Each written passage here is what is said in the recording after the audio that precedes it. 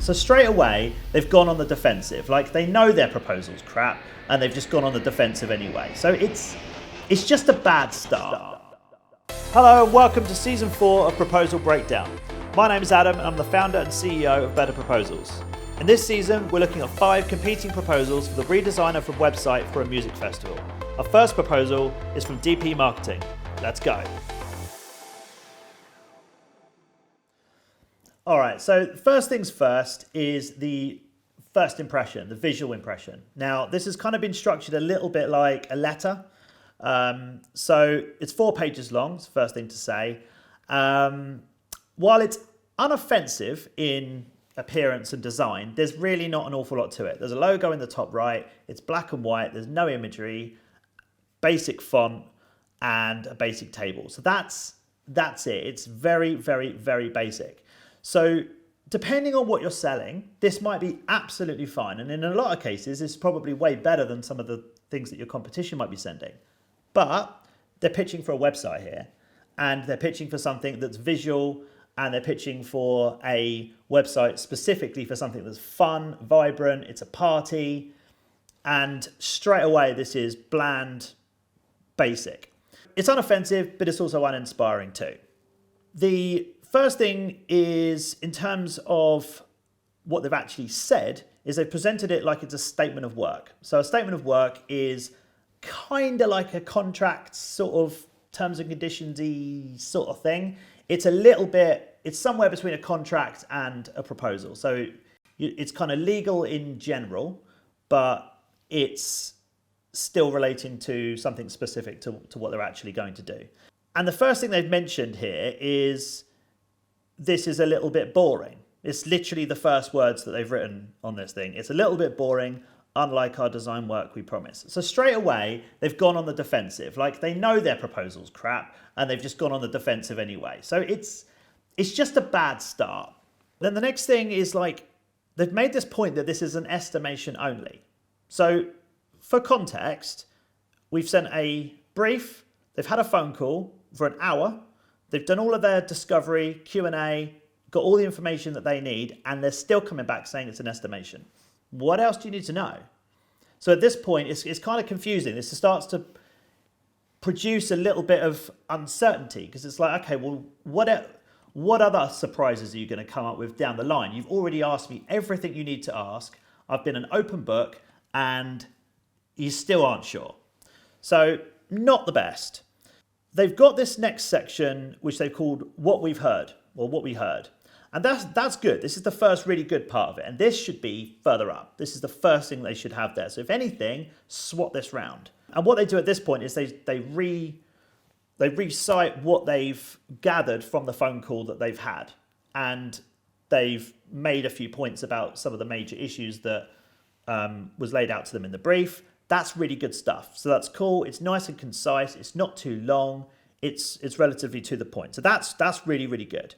So then they go into scope of work discussed, and they talk about things like UX and UI design.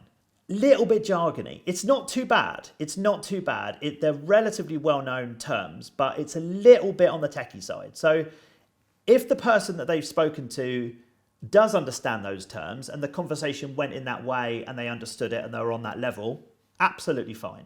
If not, it's probably a little bit on the techie side, but that's one of those things you can judge in the moment. Then we get to the pricing table, and it's just industry language, and it's disappointing because there's not really an awful lot of need for it. I mean, site research, wireframes, and site layout. Okay, fine. So they put in a time estimate and a pricing estimate. I don't know why there's a pricing estimate in there. They should know everything at this stage. Hi-fi designs. I ran an agency for 15 years. I don't know what the hell hi-fi designs are. Website development, fair enough. Again, there's a $2,000 price difference. I'm not sure why. And then they've got a charge for a project manager. So they've got a price of $10,700 to $14,750. That's quite a difference. And there doesn't appear to be anything that actually tells me what that extra 4 and a bit grand is actually for. Like what makes it higher, what makes it lower. There's not really any information to tell me which way around it goes. Then they've got something really good and really bad here. So then they've got a little bit of social proof. So they've worked with some really big brands and they've not used their logos. Such a shame. It's such a silly thing to leave out when it's so simple to use it. You're allowed to use their name, you're allowed to use their logo. So that's a little bit of a missed opportunity there. They've still put links in there and still put the names. So that's good stuff. It's just a little bit of a missed opportunity. They've got a couple of other little bits in here, like random disclaimers, which are kind of like in the middle of the proposal, which seems a little bit strange. Talking about location and where they can work. Seems a bit strange for an agency. And then they've got sort of more stuff about social proof, when that should be sort of further up and keep that nicely grouped together. They've got some meet the team stuff in there, which is relatively harmless. So they've got this thing in here where you basically have to tell them if you don't want to be a part of a case study. Up front, you have to do that before you sign. Little bit strange. I don't really understand why. But what that does is that creates an element of doubt and it's uncertain. It's like, why do I need to make that decision now? Surely, if I'm happy with the outcome, I'll be happy to share, the successful relationship with your audience, your potential future customers, etc., etc. But if it's not gone well, I probably don't want to be a part of that. But I don't know now. And why am I being asked to commit to that now? It seems like a really strange thing to do. They've got a next step section, which is brilliant. The wording next steps is absolutely vital because it's something people are going to look for. If somebody's mentally made that commitment, yeah, cool, let's go for this. They're looking for some wording like that. Next steps, what to do next, here's what's next, something along those lines. So they've got a next steps section in here. You try saying it, which is great. But it doesn't really make any sense. So the first one is see what our clients say about us on a review site. Okay, why are we going backwards? Discuss options and questions. Why? Do we not know? Next steps are to move forward. Why do we now need to discuss options? Confirm and sign the proposal below. That appears to be impossible. Pay 10% deposit. Of what amount? You've got this pricing structure in here, which is varied by $4,000. 10% of what? So the amounts don't make any sense. There's no real terms and conditions. There's like a couple of bullet points here about deposits needing to be paid first. Fair enough. Future invoices are going to be sent later on. Got to be paid within 14 days. That's it. That's not terms and conditions for a professional business, not when the price is $14,000. If this ended up in court, they'd struggle big time because there's nothing in here really that's going to protect them in any way, or anybody that's bought this.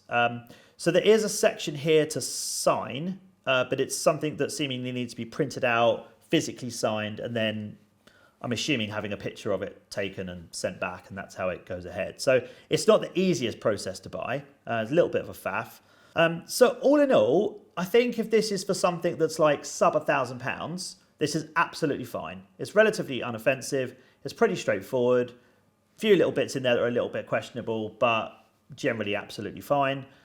But for a 10 to 14 grand website project, doesn't really cut it for me. So I would say there's a lot to learn. There's a lot that they could definitely improve. Yeah, not the highest scoring on this one. That's it. Let's see how the others get on. It's for something that's visual. It's a design thing. You're a marketing solution, and you've written it like it's a letter to a GP or something.